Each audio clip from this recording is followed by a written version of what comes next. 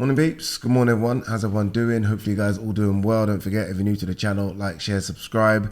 It has been a while, right? We ain't done a video in ages. You guys know I've been away. I've actually been ill for a little while as well.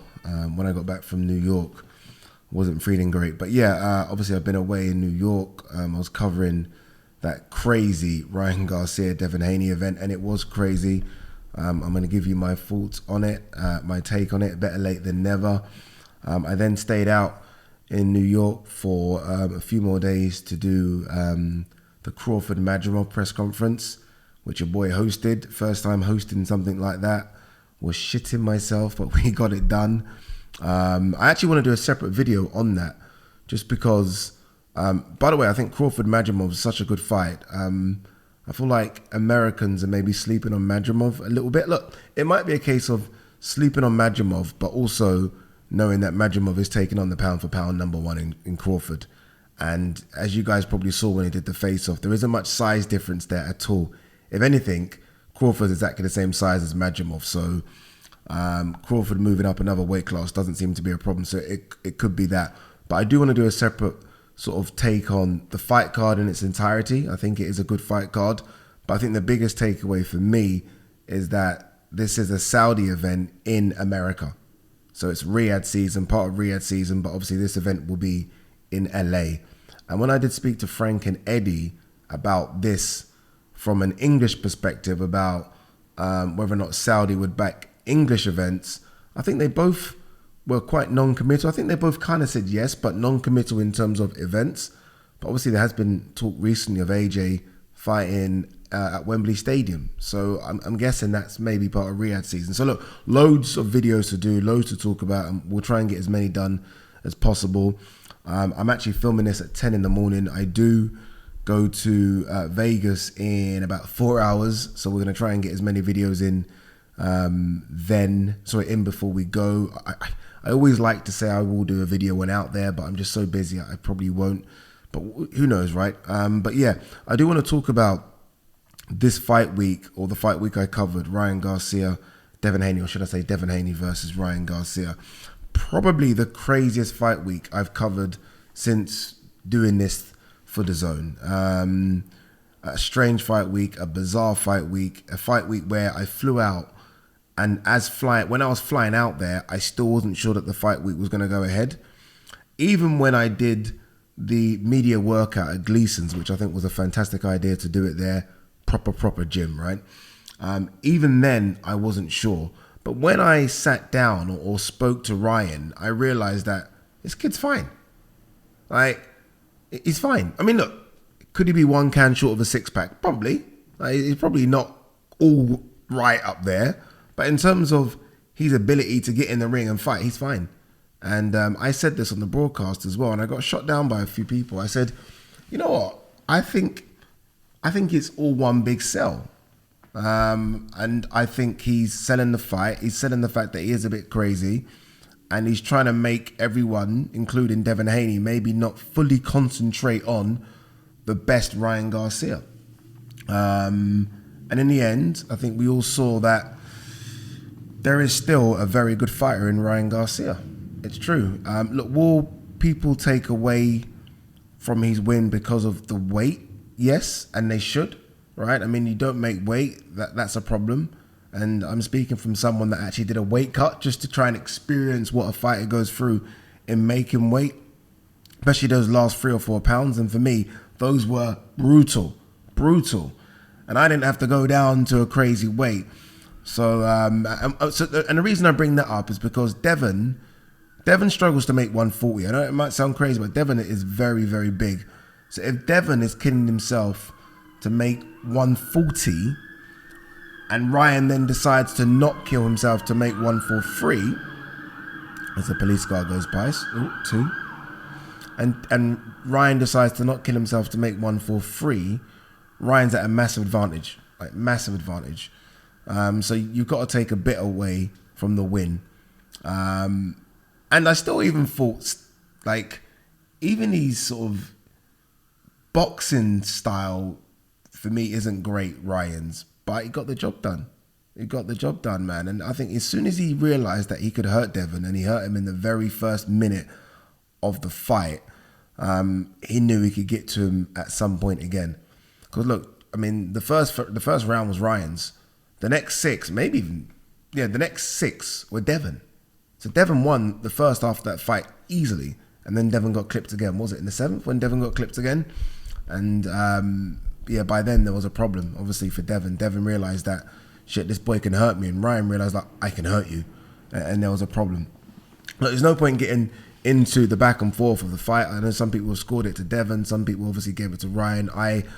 I ringside gave it to Ryan. I thought surely Ryan won that, but I can understand if you're doing it just for a round, then you can maybe find a way that Devin won it.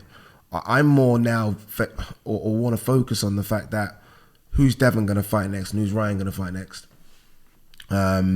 We'll start with Ryan. I mean, this guy's called out everyone. I mean, he's called out 160 guys. He's called out literally everyone that he can call out, which is very smart. People are laughing at that. It's fantastic. Like, again, I've always said this. You can be as good as you want. If you don't have dance partners, forget about it. You're not going to make that money, forget about it. So I like what he's doing.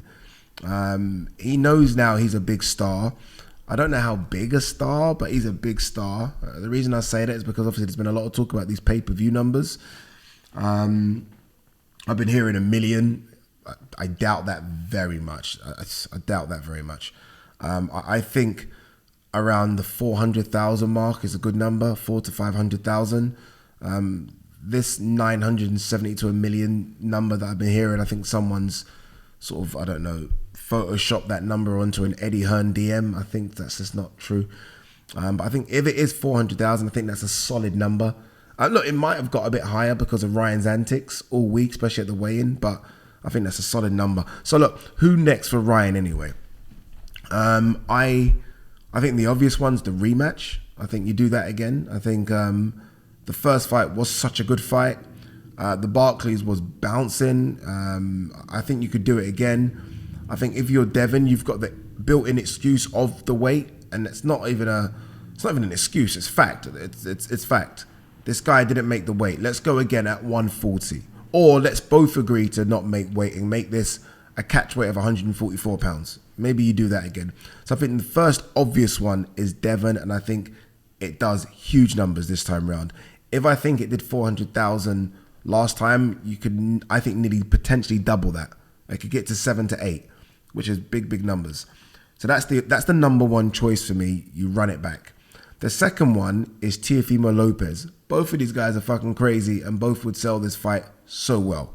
Both of their dads are pretty crazy. Both of this fight would sell so well. Teofimo Lopez is the champion. Teofimo Lopez, by Devin losing, Teofimo Lopez is probably the number one 140 pounder out now. So you can go there. That's another one. Conor Benn. And hear me on this Conor Benn one, because I tweeted Conor Benn. Everyone's like, why does Conor Benn deserve a chance? Well, because Ryan Garcia called him out. Ryan Garcia clearly can't make 140. The next weight class is 147. Ryan Garcia wants to fight in the UK. I know Conor Benn can't fight here right now, so play along with me. Do that fight. You could do that fight. Conor Benn versus Ryan Garcia is an intriguing big fight. It really is. So you got that one. Gervonta Davis, for me, unrealistic. The size difference between the two now is almost becoming too big. Gervonta is a 135er. I'm sure I saw something with Leonard Ellaby recently. He's talking about Gervonta can make 130. So he's just too small. Unless there's a catch weight somewhere and there's a rehydration cap, Ryan, I think, might be just a bit too big for him right now. Shakur Stevenson's name has been brought up a few times. I don't know about Shakur Stevenson. And the reason why is, although Shakur, and I've seen Shakur and I've met Shakur, it is quite thick set. Shakur's not fought at 140. Shakur's a 135er as well. So asking these guys to come up, I feel like there are too many good 140 guys and 147 fighters that can make big fights. But look, I would love to see Shakur versus Ryan, but it's not realistic. Let's be honest. Ryan Garcia ain't fighting Shakur Stevenson next. Devin Haney's realistic. Teofimo Lopez is realistic. And I actually think Conor Benn could be realistic as well. He's spoken about names like Errol Spence, which is ridiculous. Errol Spence. Like, you know, Ryan got caught a lot by Devin that fight, you know. Like Devin caught him, but Devin unfortunately doesn't have the pop. Shakur Stevenson has the pop. Shakur Stevenson, you're talking killer. Sorry, Errol Spence has the pop. Killer. Errol Spence were to catch Ryan, nah. Because don't think of what Terence did to Ryan. That's Terence. Sorry, Terence did to Errol. That's Terence. Jaron Ennis at 147, no. Forget about it. He spoke about Sebastian Fundora at 154. What we doing? Forget about it. So look, my three options for me: Teofimo Lopez, Devin Haney rematch, Conor Ben. Those are the three. If I had to pick one, I think it would be the Devin Haney rematch. Although there clearly is a big problem between Oscar and Ed. And obviously Eddie works alongside Devin Haney. So I think Eddie might have to be removed from this equation for that fight to happen. But yeah, I think you do the rematch. I think the rematch does 800,000 buys. I think it's a big card.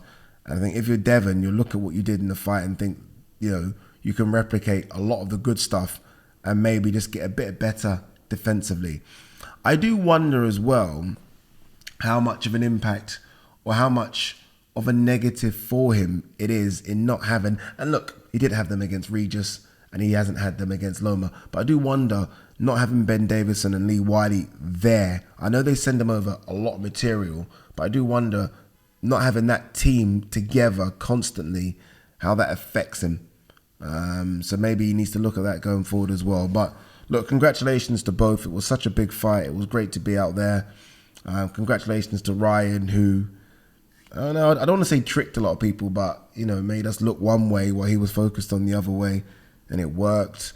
Congratulations to Golden Boy as well. It was good to see Golden Boy put on a really big fight card. Obviously, they're part of a really big fight card this weekend as well. Oscar was buzzing ringside, absolutely buzzing. Him and Ryan have obviously gone back and forth, but, you know, he's made Ryan a lot of money. That's his job as a promoter. He's put him in some big fights. That's his job as promoter. And hopefully now, I don't know if Ryan cares about this, but hopefully now they've got their eyes set on a world title. A legit one. Obviously, make weight and you can win a world title. He should be a WBC super lightweight champion. Because of those extra 3.2 pounds, he isn't. Not that he cares right now, but if he does care about winning a world title, as I said, Teofimo Lopez is out there. Devin Haney, who keeps his belt, is out there. There are options out there for Ryan Garcia. All right, peace and love.